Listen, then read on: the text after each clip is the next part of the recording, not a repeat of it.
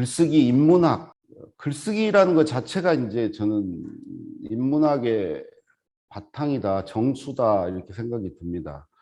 그 인문학이라는 게 이제 저는 글쎄요, 뭐 역사, 문학, 철학을 뭐 인문학이라고도 하고 뭐 얘기를 하는데 제 나름대로는 그냥 나다운 거, 나다운 게 그냥 인문학의 본질이 아닌가. 그러면 나다운 거를 보여주는 건 뭔가 나의 말과 글이다. 글쓰기와 말하기가 결국은 인문학의 핵심이 아닌가. 우리는 말하기, 글쓰기를 통해서 나를 보여주기도 하고 나를 발견하기도 하고 또 나를 찾아가기도 하죠. 제가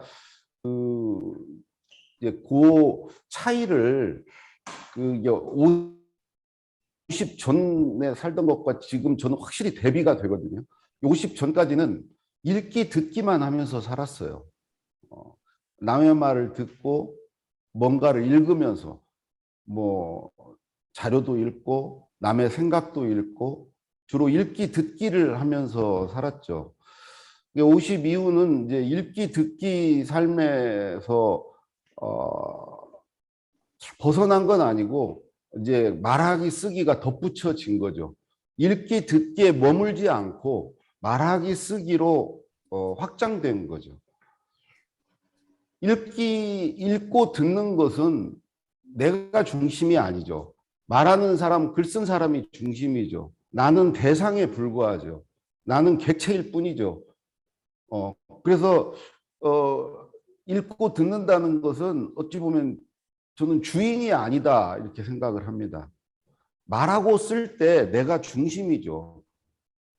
그리고 내 말과 글이 나고 읽기 듣기만 하고 살면 사실은 나를 찾지도 나를 보여주지도 못하고 사는 게 아닌가. 실제로 저는 뭐 김대중 노무현 대통령이나 기업에서 뭐 김우중 회장님이나 이런 분들을 모실 때 그분들이 돼서 살았습니다.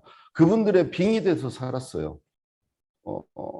나로서 산 게 아니라 나답게 산 게 아니라 그분들이 돼서 그분들의 생각을 읽고 그분들의 말을 듣고 그분들의 글을 쓰면서 살았거든요. 근데 저만 그런 게 아니고 이제 회사에 다닌다던가 어딘가에 이렇게 소속이 돼 계시는 분들은 다 저의 이제 50 전에 살듯이 살아가고 계신 게 아닌가. 그러니까 자기가 어떤 주인인 줌을 보면서 할게요. 카메라보다 저 화면을 보면서. 그래서 제가 이제 이 말하고 쓰면서 살면서 제가 이제 알게 된 글을 쓰는 저의 나름대로의 방법에 대해서 그걸 중심으로 뭐 시간이 되면 말하기도 좀 말씀을 드리도록 하겠습니다. 우선 저는 이제 글쓰기건 말하기건 가장 먼저 출발은 듣기에서 출발한다고 생각을 합니다. 듣기. 저는 이제 아까 말씀드렸듯이 이제 어머님 돌아가시고 눈치를 심하게 보는 아이로 이렇게 자랐어요. 남의 눈치를. 그러니까 이제 눈치를 본다는 것은 저는 듣기 훈련이었던 것 같아요. 남의 말을 잘 들어야 내가 잘 맞춰주고 내가 어찌 보면 거기서 안전하게 이렇게 살아갈 수 있었거든요. 듣기를 열심히 했던 것 같아요. 잘 듣는다는 건 두 가지 의미가 저에게는 있습니다. 하나는 남이 하라는 거, 남이 시키는 거, 뭐 이거를 잘한다. 남의 말을 잘 듣는다. 근데 거기서 좀 더 나가서 말을 잘 들을 뿐만이 아니고 남에게 잘 보이기 위해 노력한다. 남에게 인정받기 위해 노력한다. 게 이제 듣기를 잘한다의 하나 의미인 것 같고요. 뭐 그게 이제 직장 생활하고 뭐 공직에 있으면서 그게 사실은 저를 버팅기는 어떤 하나의 기둥이었던 것 같아요. 남에게 이게 잘 보이려고 하는 거. 그 학교 다닐 때부터죠. 선생님에게 잘 보이고 뭐 그랬던 것 같고, 잘 듣는다는 의미 또 다른 하나는 이해를 잘한다요. 말귀를 잘 알아듣는다. 누가 말했을 때 말귀를 잘 알아듣는다.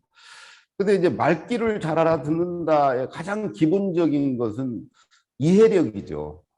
뭔 말인지를 아는 거, 그게 가장 기본이죠. 그건 이제 누구나 대충 다 되는 거예요. 그러면 그 다음 단계는 뭐냐? 이해한 걸 바탕으로 분석하는 거예요. 쉽게 얘기하면 요약하는 거예요.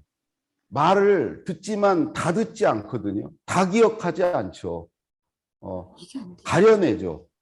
그게 일종의 저는 분석이라고 생각해요. 중요한 말을 가려내고 불필요한 말을 버리고 또 정리도 하죠. 말을 들으면서 세 가지, 다섯 가지 이렇게 정리도 하잖아요.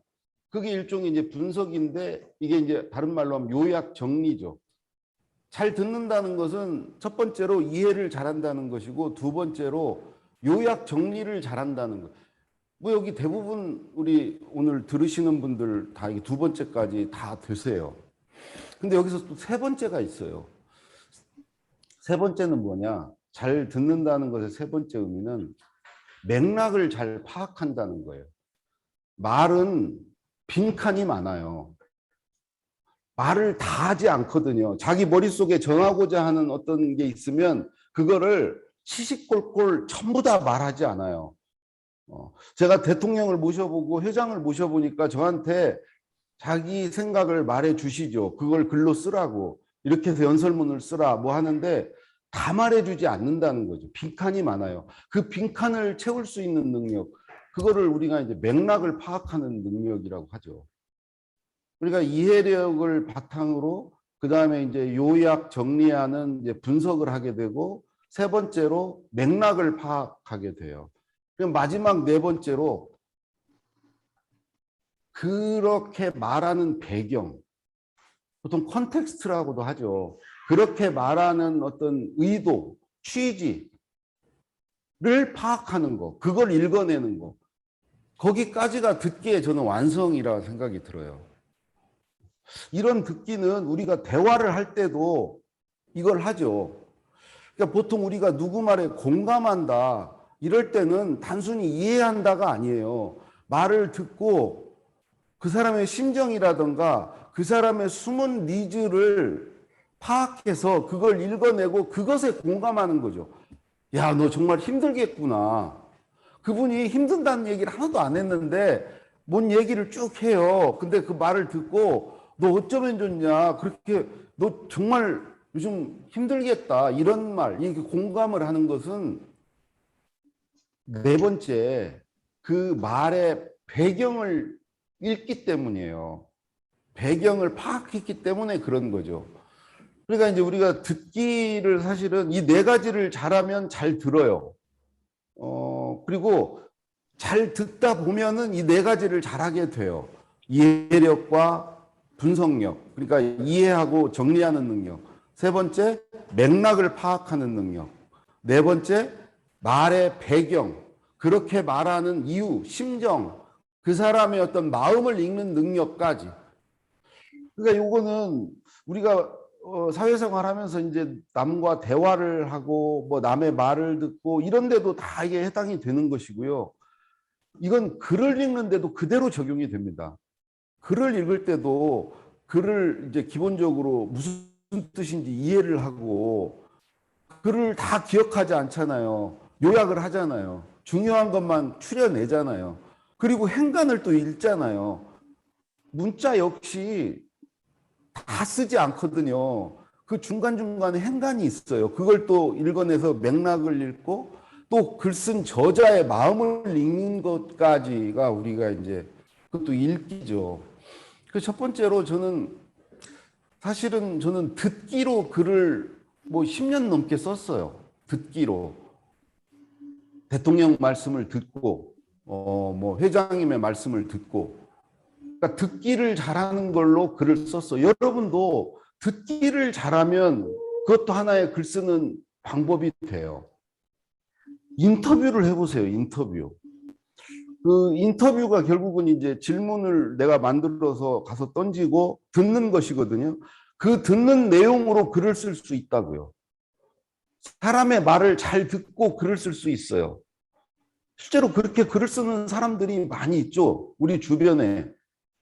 예를 들어서 뭐 대필 작가도 있지만 기자들도 대부분은 듣고 쓰는 거예요. 뭘 취재를 해서 쓰잖아요. 취재를. 사람의 말을 주로 듣고 쓰죠.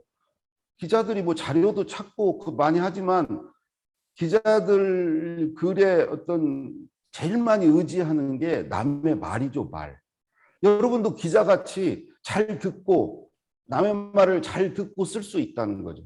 여기서 이제 남의 말이라는 것은 뭐 유튜브나 이런 데 나오는 강의, 강연, 뭐 무슨 뭐 팟캐스트, 팟빵 이런 데서 남의 말을 듣는 거 다 그것도 듣기입니다. 듣기. 그래서 첫 번째는 듣기로 글을 한번 써보셔라. 여기 계신 분들 중에 그 친한 분들이 만약에 이렇게 짝을 지어서 서로 써줄 수 있어요. 글을. A, B가 있다 그러면 A가 B에게 말해요. 그럼 B가 들은 내용을 써줘요. 그리고 A에게 보여주는 거죠. 그럼 A가 그걸 보고 자기 말한 내용과 뭐 다르거나 혹은 뭐 추가할 말이 있으면 그거를 고치는 거죠. 그리고 또 역할을 바꿔요. 저는 이게 뭐 듣기 글쓰기가 된다. 그러니까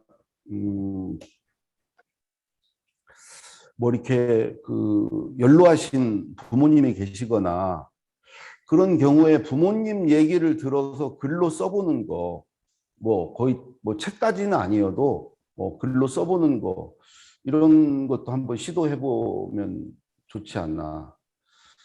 그 자녀들 글쓰기도요. 이렇게 할 수 있어요.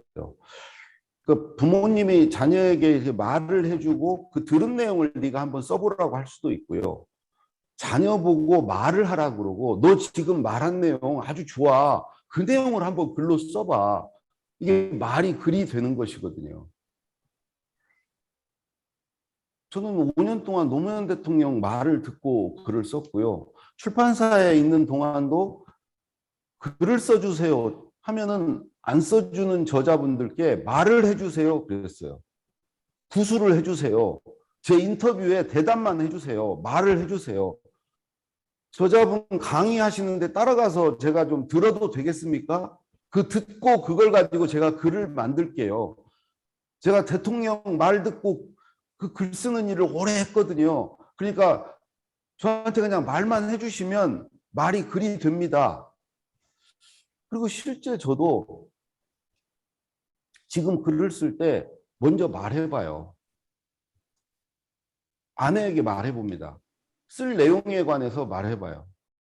저 지금 내일도 지금 한겨레 기고문을 하나 써야 되는데 오늘 이제 오후에 아내랑 그 코스트코 마트를 가기로 했어요. 거기 갈 때 지금 내용을 한번 말해봐야 되겠다. 그때 말해볼 때는 이 주제를 뭘로 할지부터 시작돼요. 아, 이번에는 뭘 쓰지? 아, 옛날에 이것도 썼고 저것도 썼고 이제 쓸 게 없는 데부터 이제 아내한테 말을 시작하는 거예요.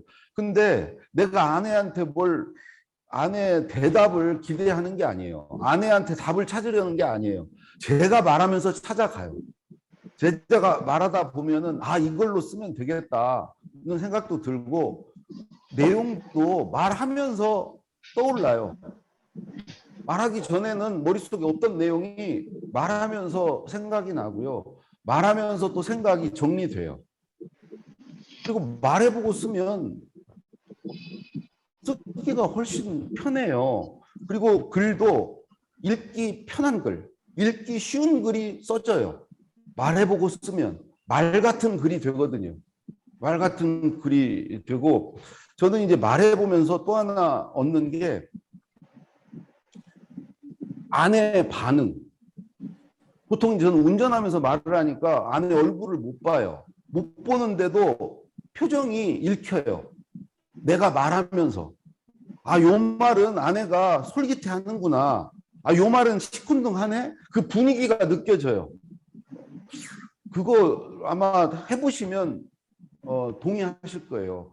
이게 아마 아내의 표정보다는 나 스스로 느끼는 것 같아요. 좀 말이 된다 싶은 것은 나 스스로 이렇게 우쭐하고요. 그렇지 않은 것은 아, 요건 좀 시원찮다. 내가 말하면서도 알아요. 그러니까 어찌 보면 내 글의 반응을 미리 알 수 있는 거죠. 글 쓰고 나서 보내주고 나서 반응이 오면 이미 늦잖아요. 한겨레 신문에 이미 나버렸는데 손을 쓸 수가 없잖아요. 그렇게 뒷북이 되죠. 그러니까 그거를 미리 당겨서 아내한테 말해 봄으로써 반응을 한번 어찌 보면 뭐라고 그래요? 그거를 간을 본다고 그러죠. 이게 한번 보는 거죠. 음식 맛을 만들 때 이렇게 어머니들 이렇게 맛을 보듯이 한번 아내한테 이렇게 던져 보면서 첫 책 대통령의 글쓰기는 참 우연히 어쩌다가 잘 팔린 책인데요. 그 책은 정말 한 2,000부만 팔면 좋겠다. 그랬는데 그것에 한 150배 이상 이렇게 팔렸거든요. 뭐 지금도 팔리고 있고. 근데 그 책이 잘 팔린 이유가 간단해요. 제가 청와대 나오고 나서 5년이 지난 시점에서 그 책을 썼거든요. 저는 이게 굉장히 중요했다고 생각해요. 5년 동안 내 생각이 뭐 숙성되고 발효됐기 때문에 그러냐? 그런 부분도 있죠. 왜 그러냐면 5년 동안 그러니까 청와대 나오자마자 이게 숙성이 되지 않은 상태면 생날것이었으면 저는 이렇게 생각해요. 훨씬 재미없는 책이 됐을 거다. 이게 5년 동안 푹 익히면서 내 기억이 스토리텔링을 했구나. 내 기억을 그 8년 동안 청와대에 있던 기억을 나름대로 각색을 한 거예요. 각색을. 그러니까 원래 기억 그대로 간직한 게 아니고 요거를 각색을 했다고 생각해요. 8년 동안. 거기에 이야기가 입혀졌구나. 스토리텔링이 됐구나. 사람들은요. 시간이 지나면 그렇잖아요. 추억은 다 아름답다고 자기가 다 각색을 하니까 그래요. 근데 나중에 이제 사실을 확인해 보면 사실과 다른 게 많았어요. 그 책을 쓰고 나서 그 대통령에 가까운 우리 윤태영 선배한테 이 책 내용에 대해서 감수를 부탁했거든요. 그랬더니 사실과 다른 내용이 너무 많은 거예요. 그게 뭐 나한테 유리하게 해서 그게 뭐 각색이 됐다기보다는 그냥 재미있게 드라마틱하게 막 각색이 된 거예요. 이 각색이 된 것은 시간이 흘러서 그렇게 된 것도 있지만 또 하나 이유가 있어요. 5년 동안 누군가에게 계속 말을 했거든요, 내가. 5년 동안 만나는 사람마다 올해 뭐 알았던 사람이나 처음 만나는 사람이나 저한테는 그 5년 동안 늘 이렇게 물어봤어요. 너 청와대 있었잖아. 청와대 계셨다면서요? 거기서 뭔 일 했어요? 뭐 재밌는 일화 없어요? 노무현 대통령이 어떤 분이에요? 5년 내에 질문을 받았어요. 그러니까 누구를 만나건 뭐 커피를 마시고 밥을 먹으면서 계속 말을 한 거예요. 어쩔 수 없이 그냥 말을 한 거예요. 근데 말을 하는 건 말은 반응을 보잖아요. 그러니까 이렇게도 던져보고 저렇게도 던져보고 그 말이라고 해봤자 뭐 별게 없어요. 그 내용을 이 사람한테도 말하고 저 사람한테도 말하고 여러 번 말하는 거예요. 근데 여러 번 말하면서 거기에 이제 자꾸 이게 각색이 되는 거죠. 더 재밌어. 왜 각색이 되느냐면 누구한테 이 말을 해봤어요. 근데 반응이 시원찮네. 그러면 그 다음엔 그 말을 않거든요. 다른 말을 또 던져보거든요. 그러면서 이렇게 추려지는 거예요. 반응이 좋은 말들로 추려지는 거죠. 반응이 안 좋은 말들은 중간에 다 도태되는 거죠. 사라지는 거죠. 그걸 5년 동안 지낸 거예요. 5년 동안 지내고 나니까 이제 책을 쓸 때는 기억이 나는 것은 다 최근까지 말했던 거, 반응이 좋았던 거, 이것들만 쓰게 되죠. 그리고 다 말했던 건데 내가 못 쓸 이유가 없잖아요. 내가 뭐 보고 읽기를 했어요. 뭐 그냥 그때 말했던 건데 말한 내용을 못 쓰겠어요. 그리고 한 번 말한 것도 아니고 몇 번씩 말한 건데 당연히 글로 쓸 수 있죠. 거기에 하나 또 주요했던 게 이게 질문에 답을 하는 것이거든요. 누가 묻지도 않는데 내가 막 말을 했겠어요? 밥 먹으면서 그런 데 있잖아. 내가 청와대 뭐 이런 얘기 했겠어요? 누군가 물어서 그것에 대한 답을 한 거거든요. 그러니까 이게 무슨 얘기냐면 내가 쓴 내용들이 사람들이 궁금해하는 내용이었다는 거죠. 사람들이 알고 싶어 했던 내용들을 쓴 거예요. 저도 모르게 그걸 쓴 거죠. 내가 질문에 답한 내용, 사람들이 알고 싶어 하는 내용 중심으로 쓰게 된 거죠. 여러분들 글이건 말이건 중요한 거 하나는 사람들이 궁금해하는 거, 알고 싶어하는 거, 사람들의 질문에 답하는 게 굉장히 중요해요. 아니 누구 이렇게 말 들어보면 뭐 별로 이렇게 시덥지가 않아. 그거는 궁금하지 않은 내용을 얘기하니까 그래요. 사람은 누구나 궁금증을 못 참거든요. 기본적으로 호기심이 있어요. 알고 싶어하는 존재예요. 그래서 알고 싶었던 것을 알려주면 그게 말이건 글이건 다 좋아해요. 그래서 어찌 보면 글을 쓰실 때 사람들이 뭘 궁금해할까? 그러니까 팔리는 책과 안 팔리는 책의 차이가 뭔 줄 아세요? 팔리는 책은 사람들이 알고 싶어하는 걸 쓰는 거고 안 팔리는 책은 자기가 알고 있는 걸 쓰는 거예요. 저자인 자기가 알고 있는 거. 이걸 달리 비유를 하면 잘 팔리는 책은 가려운 데를 시원하게 긁어주는 거고 안 팔리는 책은 가렵지 않은 데를 막 긁는 거예요. 그건 이제 글이나 말이 다 그런 거라는 거죠. 그래서 이게 말을 해보면 이제 사람들의 반응을 알 수 있다는 거.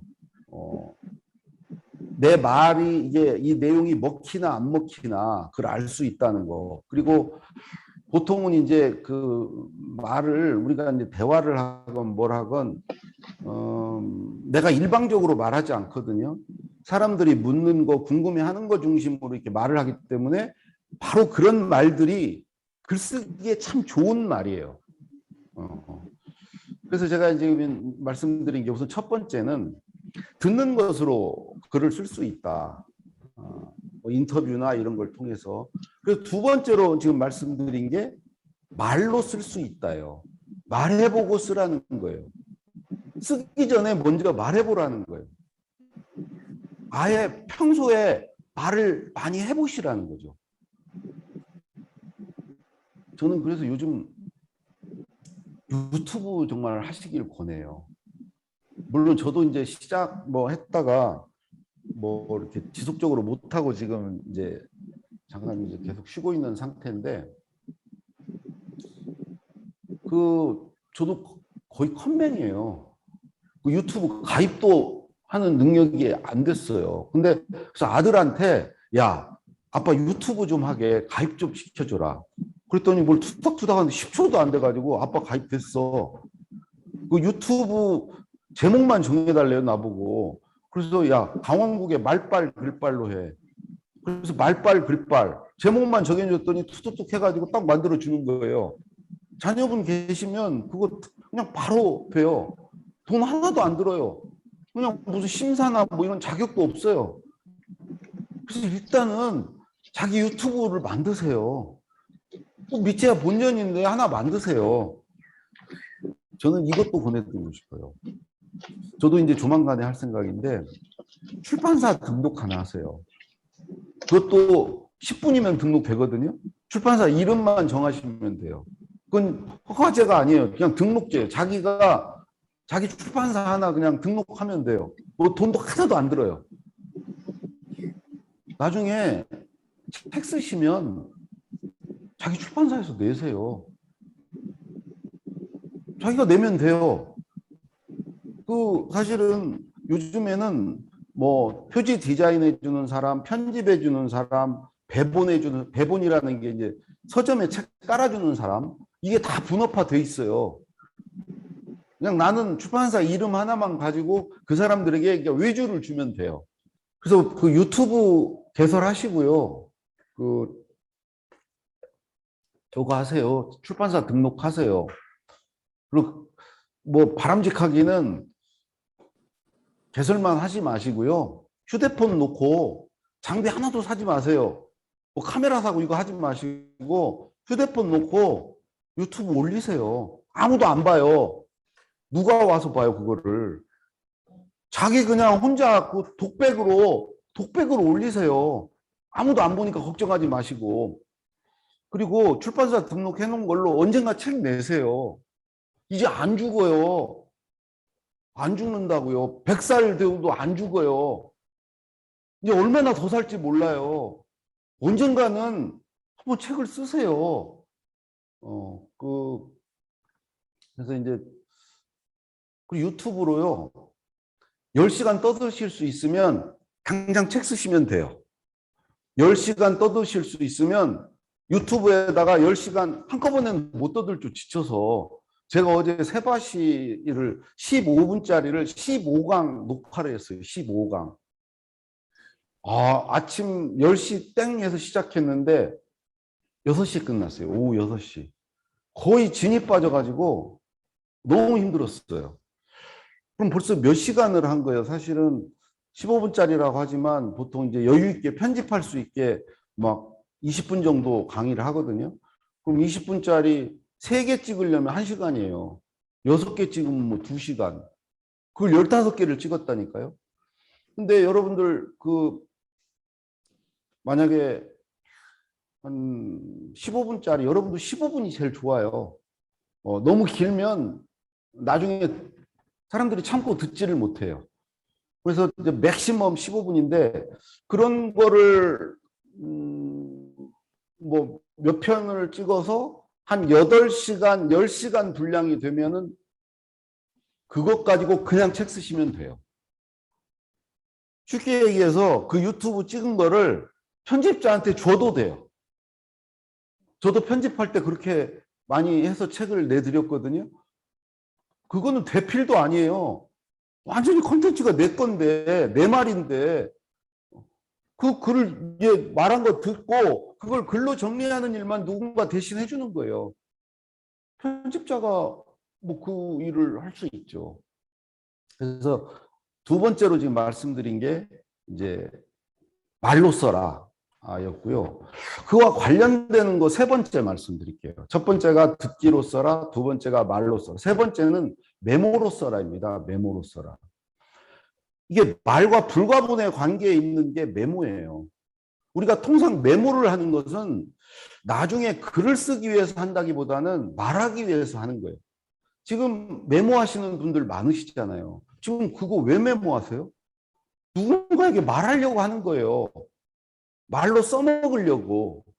용도는 세 가지겠네요. 글로 써먹을 수도 있고 말로 써먹을 수도 있고 아니면 자기가 나중에 글을 쓰는데 이걸 참고할 수도 있겠죠. 참고할 수도 있겠죠. 근데 저는 이 세 번째 경우라 하더라도 바로 세 번째로 가지 마시고요. 그러니까 내가 글 쓰는데 이거를 참고해야 되겠다. 방법, 노하우를 알아서 나중에 글 쓰는데 써먹어야 되겠다 해서 메모를 하시는 분들은요. 그게 자기있게 되려면 나중에 써먹을 수 있으려면 그 전 단계로 누군가에게 먼저 말로 써먹으세요. 말해보세요. 자녀에게 써먹으시든 무슨 뭐 친구분들 만나서 뭐 커피 마실 때건 뭐 할 때건 야 이런 방법이 글쓰기 방법이 있대. 누구 말 들었는데 이렇게 쓰면 된단다. 이런 것을 써먹으세요. 배우자에게 뭐 써먹으시건 저는 그래야 내게 된다고 생각합니다. 지금 메모 잔뜩 해놓은 거 가지고 글 쓰는데 활용이 안 돼요. 자기화해야 돼요. 그럼 자기화는 언제 되냐? 언제 내 것이 되냐? 내 말로 했을 때예요. 그거를 저는 가급적 누구한테 들었다고 하지 말고 그냥 자기 말로 하셔도 된다고 생각해요. 자기 방식처럼 말해도 된다. 그러니까 이제 가장 우리가 메모하는 첫 번째 이유는 내 말에 써먹으려고 한다는 거죠.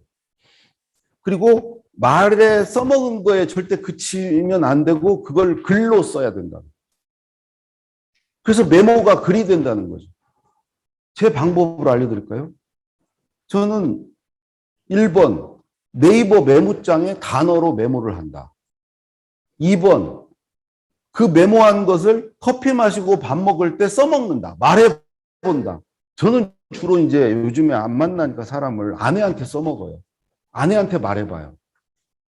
어제도 그 발터 베냐민 내가 이제 강의 듣고 뭐 생각난 것들이 있어서 이제 메모를 하고 아침에 와이프한테 써먹었어요. 이런 거 알아? 이렇게. 3번 써먹어 보고 이렇게 말을 해보고 말이 좀 된다 싶으면 저는 글을 써요. 어디에 쓰냐? 네이버 블로그, 카카오 스토리, 트위터, 페이스북, 카카오톡 채널 이런 데다 글을 써요. 여러분도 그건 뭐 SNS나 블로그 하시는 분들 많이 있으시잖아요. 거기에 저는요, 그러니까 이런 생활을 시작한 7, 8년 동안 10,000개 넘게 썼어요. 그 글을. 작은 글들을.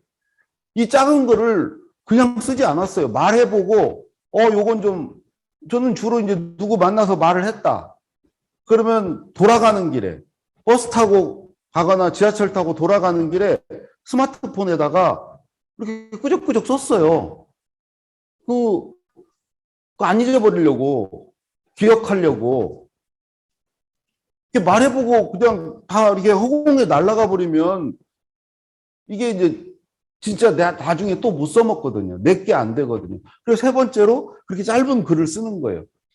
근데 사실은 그걸 제가 블로그에 한때 2년 반 동안 1,700개를 썼거든요.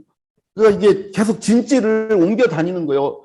페이스북에 제일 먼저 한 건 페이스북이에요. 거기 하다가 뭐 네이버 블로그에 하다가 트위터에 하다가 카카오 스토리에 하다가 카카오톡 채널에 하다가 이렇게 계속 이제 옮겨 다녀요. 옮겨 다니면서 내가 실증이 좀 쉽게 나서 그래요. 아, 여기는 그냥 너무 이제는 좀 지겹다 싶으면은 거점을 옮기는 거예요. 내 진지를 계속 바꾸는 거죠. 그 블로그에 왜 2년 반 동안 1,700개를 썼냐? 글 쓰려고 쓴 게 아니었고 이런 강의하려고 이 말하기 준비용으로 블로그에 쓴 거예요. 그리고 블로그에 쓴 것을 가지고 이런 강의를 했어요. 그 기간 동안은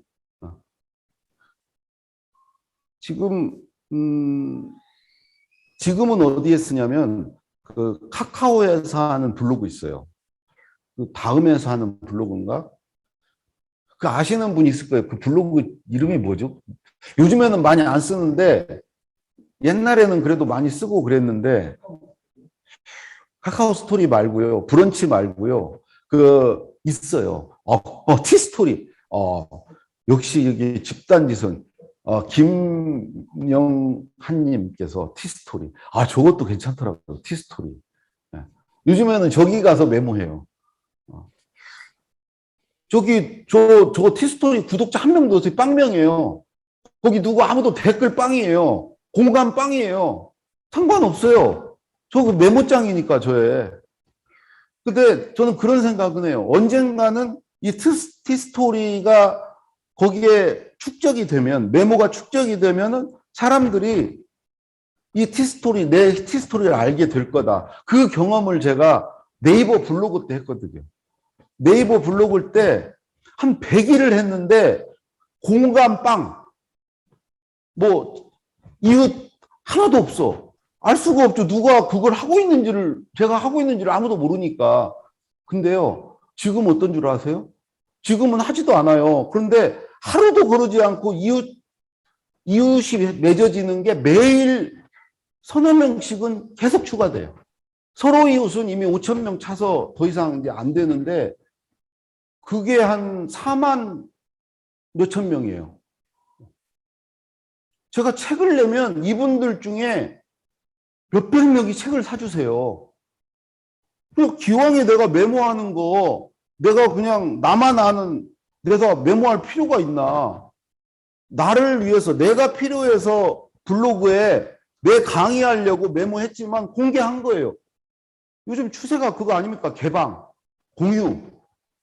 그거 가지고 책이 된 거예요. 그러니까 저는 그 메모를 가지고 정말 여러 용도로 써먹은 거예요. 강의할 때도 써먹고요. 그 당시에 어디에 기고하고 원고 쓸 때도 써먹었고요. 나중에 결국 책 쓰는 데도 써먹은 거예요. 그러니까 뭐 원 소스, 하나의 소스를 가지고 여러 군데다가 써먹은 거죠. 그건 뭐 원 소스 멀티 유싱이라고 뭐 하더라고요. 기왕에 뭐 하나 만들어 놓은 거 가지고 근데 그게 그렇게 세 가지만 써먹은 게 아니고 책 파는 마케팅 툴로도 써지더라고요. 마케팅 툴로도 그게 기능했거든요. 1타 몇 피예요? 1타 4피 아니에요. 그러니까 메모가 저는 결국은 책도 되고 글도 되고 나의 홍보 수단도 되고 말도 된다. 말도 된다. 메모를 더 하게 된다. 눈덩이를 굴리면 눈덩이가 커지면 구를 때마다 커지는 속도가 점점 빨라지듯이 메모를 더 이제 점점 축적을 하면은 메모가 더 빨리 만들어진다. 그리고 이제 그게 말과 글이 된다. 우리 김민향님께서 한 권의 책을 요약해서 1시간 말하기 강의를 준비하는데 거의 2달을 읽고 또 읽고 정리하고 혼자 연습하는 하면 할수록 단어와 글이 탄탄해지는 걸 느꼈습니다. 글을 말로 표현한다는 건 힘들고 주임들이는 것을 예. 예. 의견을 주셨는데 좀 진짜 옳은 말씀이세요. 읽는 거를 이제 그럼 이제 읽기를 말씀드릴게요. 네 번째로 읽는 거에서 그치면 저는 읽기가 무용지물이다. 읽은 걸 말해봐야 된다라고 생각을 합니다. 여러분 그렇지 않아요? 나중에 좀 시간 조금만 지나고 나면 뭔 책 읽었는지 정도만 기억을 해요. 책 내용이 하나도 기억이 안 나요. 그래서 저는 책을 읽으면 정말 잘난 체를 좀 해야 된다. 내가 이런 책 읽었다. 내용이 이런 거다. 이 책 한번 읽어봐라. 책을 소개도 하고 추천도 하고 읽었다는 거 자랑도 하고 말을 해봐야 된다. 말을. 어떤 모임이 있으면 그런 데는 더 좋죠. 말할 기회를 주잖아요. 독후 토론 같은 거 하잖아요.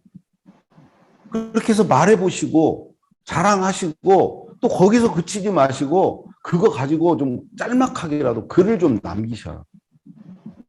뭐 독후감, 서평, 블로그 같은 데다 그런 거 많이 하시잖아요. 글로 남기셔.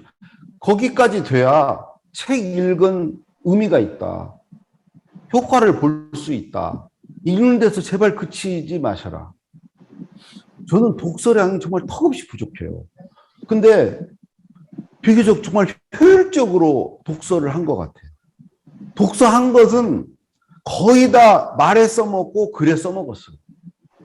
어떤 분은 100권을 읽고 그거를 거의 안 써먹은 분들이 많으세요.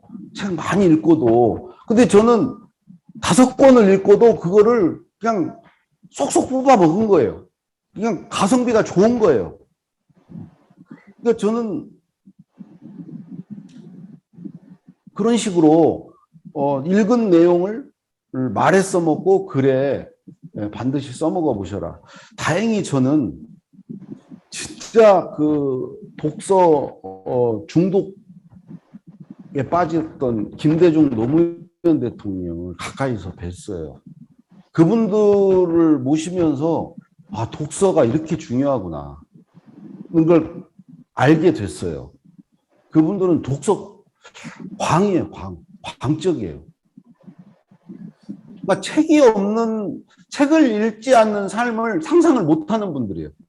오죽하면 노무현 대통령 돌아가실 때 마지막 남긴 그 짧은 글의 한 줄이 몇 줄 되지도 않는데 책을 읽을 수도 글을 쓸 수도 없다. 이 말을 쓰셨겠어요. 돌아가시면서 내가 이렇게 이런 선택을 하는 이유로 책을 읽을 수도 글을 쓸 수도 없다.